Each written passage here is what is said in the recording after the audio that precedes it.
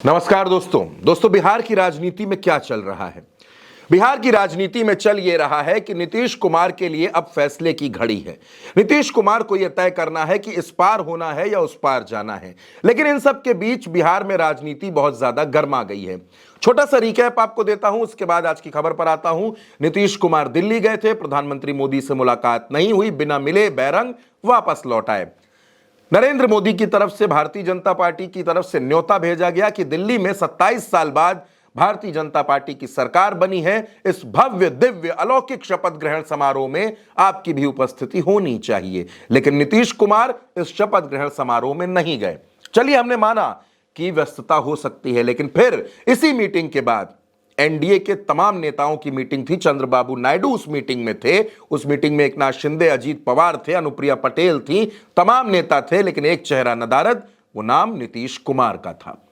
इधर बिहार में अचानक नीतीश कुमार के बेटे निशांत कुमार की सक्रियता बढ़ने लगी है और तेजस्वी यादव ने कुछ ऐसा कह दिया है जो भारतीय जनता पार्टी को बेचैन करने वाला है। तेजस्वी यादव से जब जब सवाल होता है नीतीश कुमार को लेकर, तो तेजस्वी यादव साफ तौर पर कहते हैं कि हम अब उनके साथ नहीं जाने वाले। ये अभी तक की बात थी, लेकिन आप देख रहे हैं इन दिनों पटना में पोस्टर लग रहे हैं, बिहार को नीतीश कुमार के बेटे निशांत की जरूरत है। इन तरीकों के पोस्टर लग रहे हैं।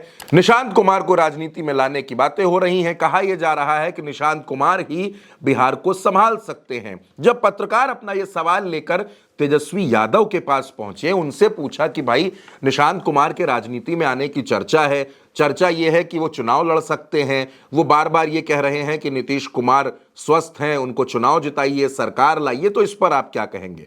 तेजस्वी यादव ने बिना कुछ सोचे समझे एक बार में तपाक से जवाब दे दिया कि निशांत कुमार तो हमारे भाई हैं, निशांत कुमार हमारे भाई हैं, वो राजनीति में आएंगे तो उनका स्वागत है। निशांत भाई हैं हमारे, और हम तो चाहेंगे कि वो जल्दी घर भी बसा लें। अब दोस्तों, तेजस्वी यादव का ये बयान सुनने के बाद, तेजस्वी यादव की ये बात सुनने के बाद जाहिर तौर पर भारतीय जनता पार्टी के खेमे में खलबली मच गई है। हर किसी को लगने लगा है कि क्या तेजस्वी यादव और निशांत कुमार एक मंच पर आ सकते हैं। क्या नीतीश कुमार का ये प्लान बी है कि वो इधर तो भारतीय जनता पार्टी के साथ नजर आते हैं, लेकिन उधर उन्होंने पटकथा लिख दी है तेजस्वी यादव के साथ अपने बेटे को भेजने की। तो क्या ये राजनीति का नया समीकरण है? निशांत कुमार और तेजस्वी एक मंच पर होंगे? क्या नीतीश कुमार ने मुख्यमंत्री बनाने के लिए तेजस्वी यादव को हरी झंडी दे दी है और निशांत कुमार अब तेजस्वी यादव को मुख्यमंत्री बनाएंगे?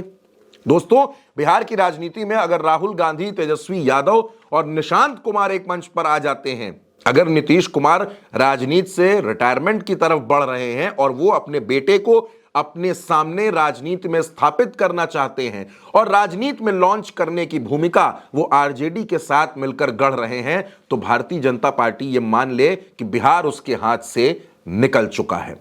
अगर नीतीश कुमार ये रणनीति बना रहे हैं, क्योंकि तेजस्वी यादव जिस तरीके से निशांत कुमार पर सॉफ्ट नजर आ रहे हैं, तेजस्वी यादव निशांत कुमार पर कोई हमला नहीं कर रहे, तेजस्वी यादव निशांत कुमार को अपना भाई बता रहे हैं और उनके राजनीति में आने का स्वागत भी कर रहे हैं। दूसरी ओर जीतन राम मांझी भी निशांत कुमार के राजनीति में आने का स्वागत कर रहे हैं।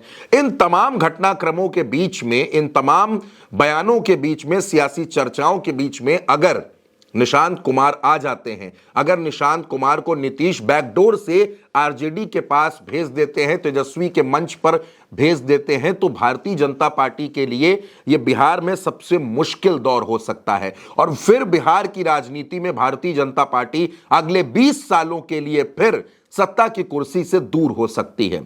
दोस्तों, तेजस्वी और निशांत कुमार दोनों युवा हैं और अगर आप जातीय समीकरण को देखेंगे, जाति के कॉम्बिनेशन को देखेंगे, तो उस हिसाब से आरजेडी, कांग्रेस और अगर नीतीश के बेटे निशांत आ जाते हैं तो फिर जेडीयू, ये जो अलायंस बनेगा, ये भारतीय जनता पार्टी को 25 सीटों पर भी समेट सकता है।